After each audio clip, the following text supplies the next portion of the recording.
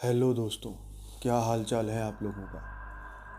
मेरे इस बार के जो वीडियो है उसके अंदर आप लोगों का फिर से एक बार बहुत बहुत स्वागत है। और आज की जो मैं कहानी लेके आया हूँ वो एक भूतिया रास्ते के ऊपर है। तो होता कुछ इस तरीके से है कि अपनी मंजिल तक पहुँचने के लिए हम सबको बहुत रास्ते तय करने होते हैं। और सफ़र मिलने के बाद मंजिल अगर हमारी मनचाही हो तो उसकी बात ही कुछ और होती है।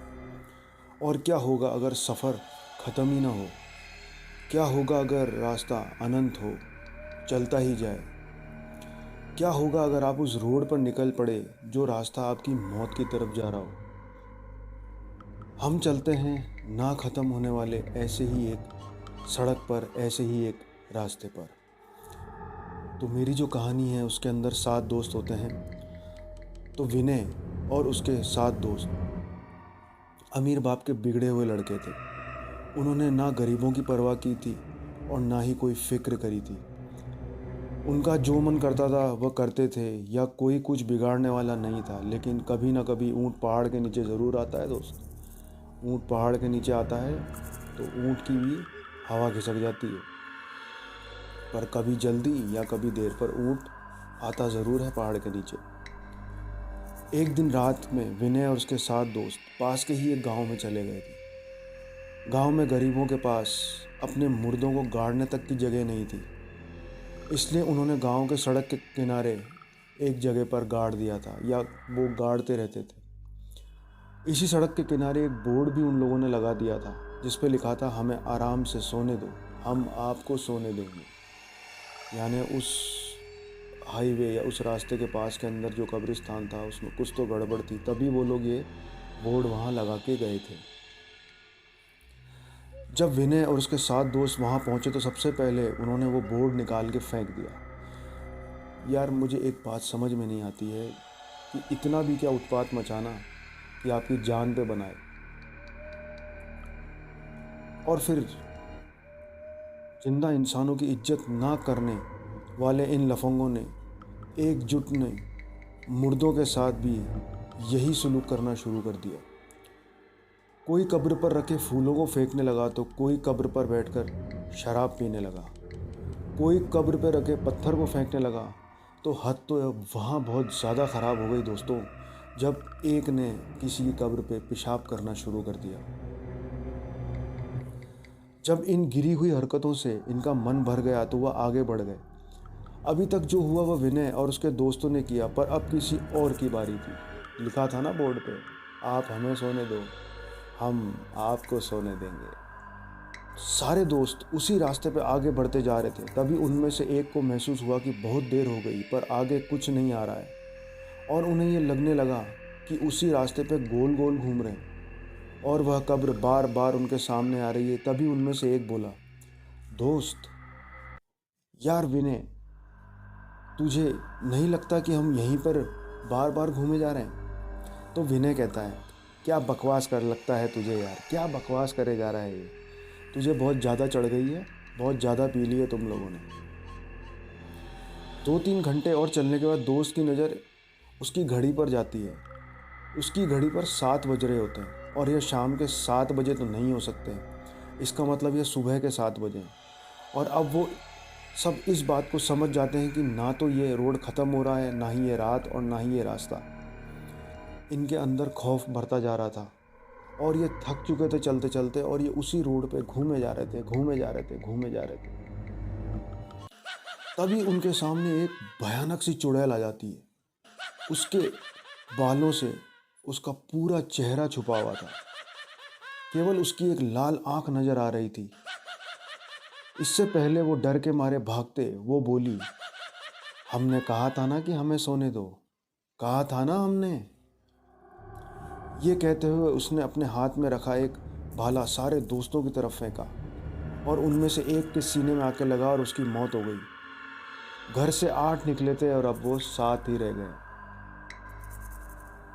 वह वहाँ से भागने लगी, तभी उनके सामने एक पिशाच आके खड़ा हो गया। मतलब पहले तो चुड़ैल आई और अब पिशाच आके खड़ा हो गया। उनके चेहरे पर ना तो कान था, ना ही नाक थी। उसकी एक आंख था और एक ही मुंह था, यानी पूरे मुंह पे एक ही आँख थी बस। तभी वह पिशाच बोला, हमने कहा था ना हमें सोने दो, पर तुम माने नहीं। तभी वह पिशाच अपने दोनों हाथ ऊपर किए और देखते ही देखते उसके आसपास के पेड़ उखड़ने लगे और वो पेड़ आकर उन सभी दोस्तों के ऊपर गिरने लगे। इन सबके बीच 3 और दोस्तों की मौत हो गई पेड़ों से दबने की वजह से, और अब उनमें से केवल 4 लोग बचे थे। चारों दोस्त तुरंत वहाँ से भागने लगे। सब लोग थके हुए थे और पीने के पानी के लिए भी तरस रहे थे, और रात खत्म होने का नाम ही नहीं ले रही थी, और ना ही वह रास्ता ख़त्म होने का नाम ले रहा था। तभी एक दोस्त बोला, विनय, हमने इन लोगों को सोते हुए परेशान करके अच्छा नहीं किया। ये हमसे इसी बात का बदला ले रहे। विनय, हाँ हाँ, इतना तो किसी भी बेवकूफ़ को समझ में आ गया होगा कि ये लोग हमारे साथ ऐसा क्यों कर रहे हैं। कोई सलूशन बताओ, नहीं तो मुंह खोलकर ऑक्सीजन वेस्ट मत करो, क्योंकि वो थके हुए थे। जितना ज़्यादा ऑक्सीजन लेते उनकी और थकान बढ़ती। इतने में उन्होंने देखा कि रोड में एक गड्ढा हुआ है और उनमें से एक दोस्त उस गड्ढे में गिर जाता है और उसकी भी मौत हो जाती है। अब 3 दोस्त बचे थे। तभी उनमें से एक दोस्त बोला, क्यों ना हम अपनी गलती सुधारें। हमने जो कुछ भी उन कब्र का किया है, अगर हम लोग उसे ठीक कर देते हैं तो शायद हमारी जान बच जाए। आइडिया बुरा नहीं था उसका। विनय बोला, बिल्कुल ठीक कहते हो यार, चलो चल के ठीक करते हैं। यह कहकर वह तीनों वापस उसी कब्र के तरफ चले गए और वे जो फूल उन्होंने फेंके थे वापस उसी कब्र पे रख दिए। जो पत्थर इधर उधर फेंके थे वो उन कब्र पे वापस रख दिए। जो शराब की बोतल कब्र के ऊपर फेंकी थी या शराब ढोली थी, उन सबको साफ़ कर दिया, और जिस कब्र पे पेशाब करी थी उसे भी उन्होंने साफ़ कर दिया। ये सब तो कर रहे थे, तभी आसमान से एक चुड़ैल उड़ती हुई आई और एक को ले गई। अब 2 ही बचे। ले गई मतलब एक और ख़त्म। दोस्त बोलता है, अब हम क्या करें विनय, हमने तो सब कुछ सुधार दिया, तब भी कुछ फ़र्क नहीं पड़ रहा है। विनय, रुको, तुम्हें याद है सबसे पहले हमने वो बोर्ड निकाल के फेंका था। विनय ने कहा, अभी बोर्ड लगाना बाकी है। उसका दोस्त कहता है, हाँ हाँ बिल्कुल ठीक कह रहे हो, आओ उसे ठीक करके वापस लगा दें। यह कहकर दोनों दोस्त वापस उस सड़क के वहाँ गए और उस बोर्ड को वापस लगाने लगे। तभी उनके सामने वही चुड़ैल और पिशाच आ गए और उनकी तरफ बढ़ने लगे। यह देखकर वह दोनों और तेज बोर्ड को उस पुरानी जगह पर गाड़ने लगे, और इसके पहले कि चुड़ैल और पिशाच उनके सामने पहुंचते हैं, उन्होंने बोर्ड को पुरानी जगह अच्छे से लगा दिया, और देखते ही देखते चुड़ैल और पिशाच दोनों गायब हो गए। और अब धीरे धीरे आसमान से अंधेरा जाने लगा और सुबह हो गई। बचे हुए दोनों दोस्त अपनी गाड़ी में बैठकर भाग गए। अब इन सोते हुए लोगों को दोबारा कोई परेशान नहीं करेगा। तो कैसी लगी आपको मेरी ये कहानी? थी ना बड़ी खौफनाक? और इससे हमें एक सीख भी मिलती है कि मुर्दे हों या इंसान, कोई चीज़ अगर नहीं करनी है, कोई चीज़ लिखी भी है नहीं करनी है, तो उसको नहीं करनी चाहिए। और अगर आपने उद्दंडता की, उनको परेशान किया, तो फिर इसका एक ही इलाज है, मौत, जो कि उन दोस्तों में से कईयों की हो गई। तो ऐसे ही मेरी कहानी सुनने के लिए मेरा चैनल लाइक शेयर सब्सक्राइब ज़रूर करें। बेल आइकन की घंटी बजाना ना भूलें, क्योंकि ऐसी कहानी को एकदम पाने के लिए नोटिफिकेशन की घंटी बजी होनी बहुत ज़रूरी है।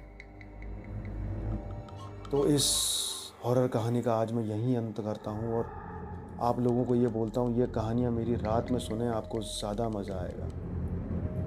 तो आज के लिए मेरा वीडियो में इतना ही। Bye, happy horror night.